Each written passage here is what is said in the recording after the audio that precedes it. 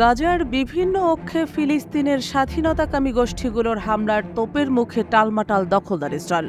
কিন্তু তুমুল প্রতিরোধের মুখেও নৃশংসতা চালিয়ে যাচ্ছে ইহুদিবাদী সেনারা। নিপীড়ন, নির্যাতন, হত্যাযজ্ঞ রীতিমতো নেশায় পরিণত হয়েছে ইসরায়েলি হায়নাদের। এমন পরিস্থিতিতে নেতানিয়াহুর ইসরায়েলকে উদ্দেশ্য করে নতুন করে হুঙ্কার দিলেন তুরস্কের প্রেসিডেন্ট রিসেপ তাইয়িপ এরদোয়ান। তিনি বলেছেন, ইসরায়েলি দখলদারিত্ব থেকে ফিলিস্তিনিদের রক্ষা করার দায়িত্ব থেকে কোনো অবস্থাতেই পিছু হটবে না তুরস্ক। দেশটির স্থপতি এবং প্রথম প্রেসিডেন্ট মোস্তফা কামাল আতাতুর্ক সহ পূর্বপুরুষদের কাছে ফিলিস্তিনির সম্পর্ক ছিল সবকিছুর ঊর্ধ্বে। সেই সম্পর্কের মান রক্ষার্থে অবশ্যই তুরস্ক ফিলিস্তিনিদের নিরাপত্তা নিশ্চিতে কাজ করে যাবে।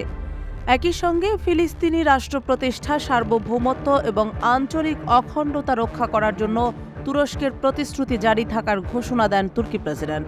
শুক্রবার তুর্কি মিলিটারি একাডেমির স্নাতক অনুষ্ঠানে ফিলিস্তিনের প্রতি তুরস্কের সমর্থনের গুরুত্ব তুলে ধরেন এরদোয়ান বলেন, যারা বলে আমরা জেরুজালেম নিয়ে চিন্তা করি না, সে এই জাতির ইতিহাস জানে না। ইসরায়েলের জোরপূর্বক দখল করা জেরুজালেমের সঙ্গে তুরস্কের 4 শতাব্দীর ইতিহাস জড়িয়ে আছে। অটোমান সাম্রাজ্যের দীর্ঘ কয়েকশো বছর তুরস্কের অধীনে ছিল জেরুজালেম সহ আরব বিশ্বের বিস্তীর্ণ অঞ্চল। তুর্কি রাষ্ট্রপ্রধান জোরালো কণ্ঠে বলেন, আমরা জেরুজালেম থেকে আমাদের মুখ ফিরিয়ে নিতে পারি না, ইস্তাম্বুল এবং জেরুজালেমকে আলাদা করে দেখতে পারি না। উল্লেখ্য যে 1967 সালে আরব ইসরায়েল যুদ্ধে ফিলিস্তিনের পূর্ব জেরুজালেম দখল করে নেয় ইসরায়েল। এরপর 1980 সালে পুরো জেরুজালেমের দখল নেয় তারা। তখন একরকম জোর করে জেরুজালেমকে নিজেদের রাজধানী ঘোষণা করে ইহুদিবাদী ইসরায়েল। তবে যুক্তরাষ্ট্র ছাড়া বেশিরভাগ আন্তর্জাতিক সম্প্রদায় কখনো তাদের এই দখলদারিত্বের স্বীকৃতি দেয়নি। এরদোয়ান বরাবরই এই দখলদারিত্বের বিরুদ্ধে সোচ্চার। এদিকে তুরস্কের পররাষ্ট্রমন্ত্রী হাকান ফিদান অবরুদ্ধ গাজা উপত্যকার যুদ্ধকে অধিকৃত পশ্চিম তীর এবং তার বাইরে সম্প্রসারণের জন্য ইহুদিবাদী ইসরায়েলের কঠোর নিন্দা করেছেন।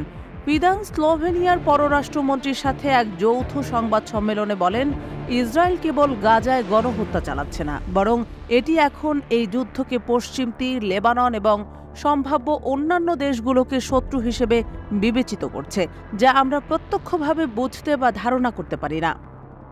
ইসরায়েলের অবৈধ সরকার এই অঞ্চলে দখলদারিত্ব ও গণহত্যা চালিয়ে যাচ্ছে উল্লেখ করে ফিদান নিপীড়িত ফিলিস্তিনি জনগণের বিরুদ্ধে ইহুদিবাদীদের অপরাধ বন্ধ করতে আন্তর্জাতিক সম্প্রদায়ের প্রতি আহ্বান জানান।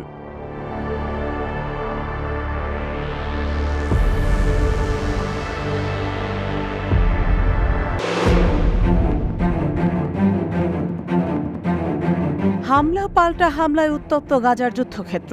ইসরায়েল হামাস যুদ্ধ শুরুর পর থেকে যে পরিমাণ আক্রমণের ঘটনা ঘটেছে, তাতে করে ক্ষতিগ্রস্ত হয়েছে দুই পক্ষই।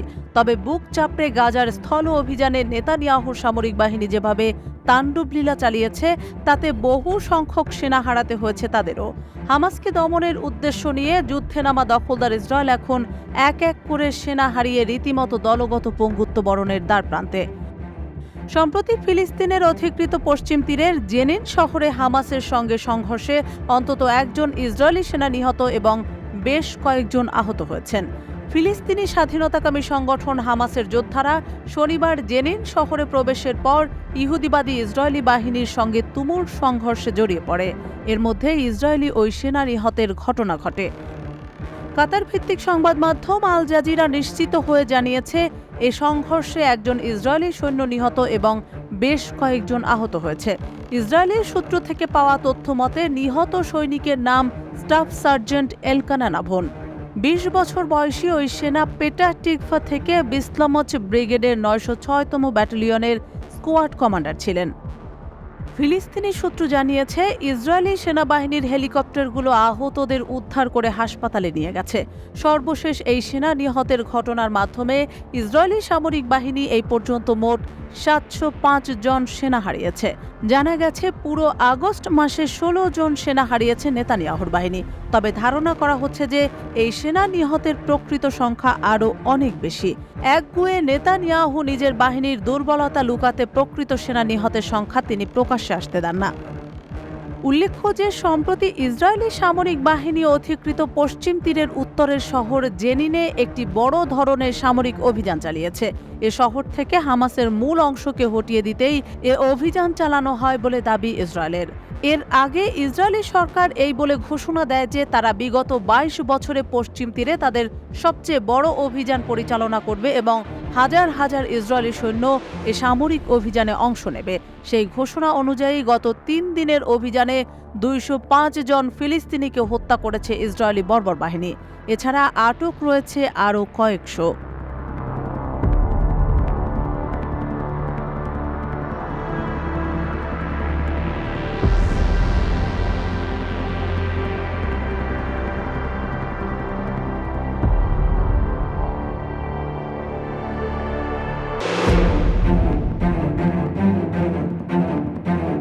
ছাত্র জনতার গণ আন্দোলনের মুখে ক্ষমতাচ্যুত সাবেক প্রধানমন্ত্রী শেখ হাসিনা দেশ ছেড়ে ভারতে আশ্রয় নেওয়ার পর আত্মগোপনে চলে যান আওয়ামী লীগের বেশিরভাগ নেতাকর্মী। অনেকে গোপনে দেশ ছেড়ে নিরাপদ আশ্রয়ের খোঁজে পাড়ি জমান বিভিন্ন দেশে। ঠিক এসবের মাঝেই ভারতে পালানোর জন্য দালালের সঙ্গে চুক্তি করেন একদল বাংলাদেশি। তবে তাদের গন্তব্যে পৌঁছে না দিয়ে শেষ পর্যন্ত সুন্দরবনে ফেলে রেখে পালিয়ে যায় দালালরা।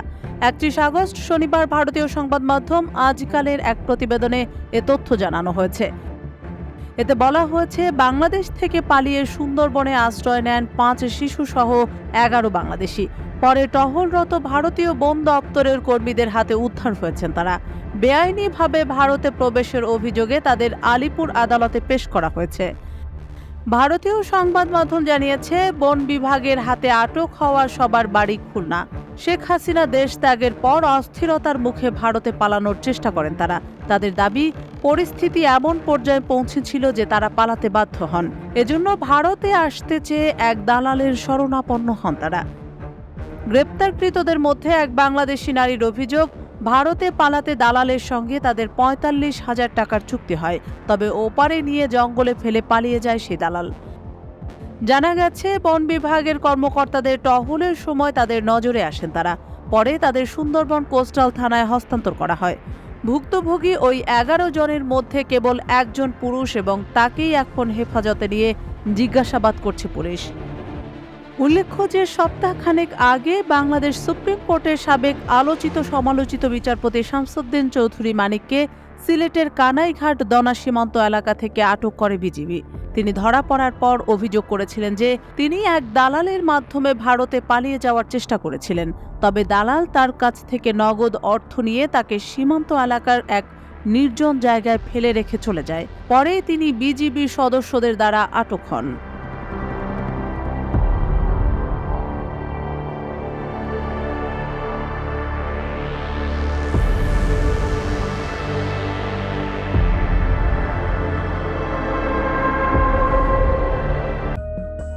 পারমাণবিক শক্তি পৃথিবীর অন্যতম কার্যকরী ও সহজলভ্য শক্তির উৎস হিসেবে বিবেচিত।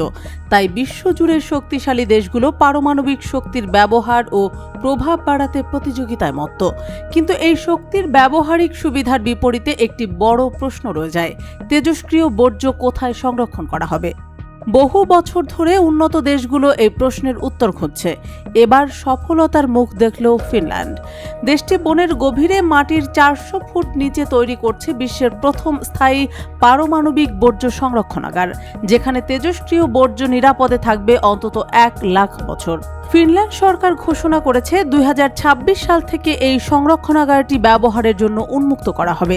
অত্যন্ত তেজস্ক্রিয় ব্যয়িত পারমাণবিক জ্বালানির বর্জ্য পানিরোধী তামার ক্যানিস্টারে ভরে দক্ষিণ পশ্চিম ফিনল্যান্ডের বনাঞ্চলের ৪০০ মিটারেরও বেশি নিচের শিলাস্তরে জমা হবে। এই সংরক্ষণাগারটির নাম অঙ্কালো, ফিনিশ ভাষায় যার অর্থ গর্ত। হেলসিঙ্কি থেকে প্রায় ২৪০ কিলোমিটার দূরে অলকিলুওতো দ্বীপের ৩টি পারমাণবিক চুল্লির পাশেই এটি অবস্থিত। এই যুগান্তকারী প্রকল্পটির দেখাশোনা করছে পোসিভো নামের একটি প্রতিষ্ঠান, যা ফিনল্যান্ডের পারমাণবিক শক্তি সংস্থা টিভিও এবং ইউটিলিটি কোম্পানি ফোর্টামের যৌথ মালিকানাধীন। পসিভার যোগাযোগ প্রধান পাসি তুহিমা সিএনবিসিকে ভিডিও কনফারেন্সের মাধ্যমে বলেন, মূলত অঙ্কালো প্রকল্পটি হলো ব্যবহৃত জ্বালানির জন্য একটি ক্যাপসুলেশন প্ল্যান্ট এবং এটি সাময়িক নয়, এটি চিরস্থায়ী।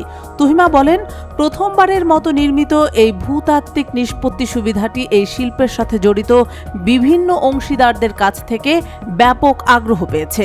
তিনি জানান, ফিনল্যান্ডের অঙ্কালো প্রকল্পটি Swedish nuclear fuel and waste management কোম্পানির KBS-3 পদ্ধতির উপর ভিত্তি করে তৈরি, যা ব্যবহৃত পারমাণবিক জ্বালানি নিরাপদে নিষ্পত্তি করার একটি আধুনিক ও দীর্ঘমেয়াদী সমাধান। KBS-3 পদ্ধতিতে একাধিক স্তরের সুরক্ষা ব্যবস্থা রাখা হয়েছে, যাতে ব্যবহৃত পারমাণবিক জ্বালানি নিরাপদে সংরক্ষণ করা যায়। যদি কোনো একটি সুরক্ষা স্তর ব্যর্থ হয়, অন্য স্তরগুলো নিশ্চিত করবে যে তেজস্ক্রিয় পদার্থ বাইরে না আসে। পসিভার পদ্ধতি অনুযায়ী মাটির নিচে গভীর টানেলে বড় বড় ধাতব কানিস্টারে ব্যবহৃত পারমাণবিক জ্বালানি রাখা হবে। এই টানেলগুলোতে পৌঁছাতে প্রায় 5 কিলোমিটার হাঁটতে হবে। টানেলের গায়ে বিশেষ ছিদ্র করে 3250টি ক্যানিস্টার স্থাপন করা হবে, যা প্রায় 6500 টন ইউরেনিয়াম ধরে রাখতে সক্ষম। ক্যানিস্টারগুলো শুকনো ও সুরক্ষিত রাখতে বেন্টোনাইট নামক এক ধরনের শোষক পদার্থ দিয়ে মোড়ানো হবে। সব ক্যানিস্টার স্থাপনের পর টানেলের প্রধান প্রবেশ রাবার এবং কংক্রিট দিয়ে সিল করে দেওয়া হবে। 100 বছরের মধ্যে এই সংরক্ষণাগারটি পূর্ণ হলে একে সিল করে মাটির উপরে সব চিহ্ন মুছে ফেলা হবে। এরপর বর্জ্যগুলো মাটির নিচে 1 লাখ বছর সুরক্ষিত থাকবে। 2021-22 সালে ইউরোপ ও এশিয়ার কিছু অংশে জ্বালানি সংকটের পরিপ্রেক্ষিতে তুহিমা এটিকে পারমাণবিক পুনর্জাগরণ হিসেবে উল্লেখ করেছেন। তিনি আরও বলেন, ব্যবহৃত জ্বালানির বর্জ্য নিষ্পত্তির সমাধান পাওয়া ছিল পারমাণবিক শক্তির টেকসই ব্যবহার নিশ্চিত করার জন্য একটি গুরুত্বপূর্ণ পদক্ষেপ। তবে পারমাণবিক শক্তির দীর্ঘমেয়াদী নিরাপত্তা ও ব্যবহার নিয়ে জলবায়ু সংকট মোকাবিলায় এখনও প্রশ্ন রয়ে গেছে। বিশ্ব পারমাণবিক সংস্থার তথ্য অনুযায়ী বর্তমানে পারমাণবিক শক্তি বিশ্বের প্রায় 9% বিদ্যুৎ সরবরাহ করছে। কার্বন নিঃসরণের হার কম হওয়ার কারণে অনেকেই মনে করেন বিদ্যুৎ উৎপাদন এবং ফসফেল জ্বালানির উপর নিরাপত্তা কমাতে পারমাণবিক শক্তি বড় ভূমিকা রাখতে পারে।